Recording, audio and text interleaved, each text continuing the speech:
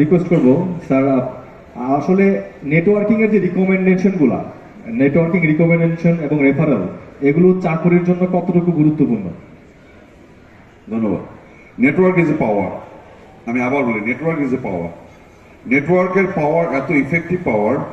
ধরেন আপনাকে একজন ব্যক্তি চিনে, আপনি কোথাও যাবেন, সে ফর এক্সাম্পল ব্যাংকে চেক ছাড়া টাকা উঠানো যায়, এটা কি জানেন কেউ? ব্যাংকে কিন্তু চেক ছাড়াও টাকা উঠানো যায়। সেক্ষেত্রে আপনাকে নেটওয়ার্ক থাকতে হবে, ব্রাঞ্চের ম্যানেজার আপনাকে চিনতে হবে, চিনতে হবে না?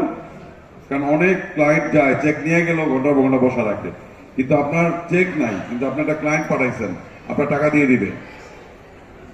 এটা কি ধরনের বিষয় বলুন তো? এটা কি অনৈতিক? অনৈতিক, নৈতিক। এটা ব্যাংকের এই যে আপনারা যে চেক বই বা অ্যাকাউন্ট করেন, সাইন করেন 17টা 18টা সাইন করেন, এই ফর্মগুলোর মধ্যে ছোট ছোট ছোট ছোট অনেক শর্ত থাকে, এগুলো আমরা পড়ি না।